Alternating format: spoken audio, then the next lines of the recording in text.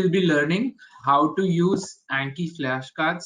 Okay, how to download the software, where to download the software, where to download the particular decks that we can use, pre-made decks, how you can make your own deck. All of that I'll be teaching you today. So we'll start with a small introduction. My name is Dr. Shlok Vimal Shah, and I finished my schooling in 2015, and I studied medicine at BJ Medical Civil Hospital, Ahmedabad.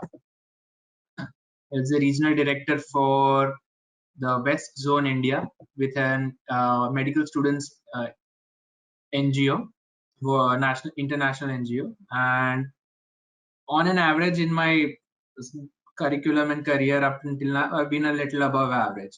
So not a very star performer. So it'll be easier for you to relate, I guess, because it's easier for us.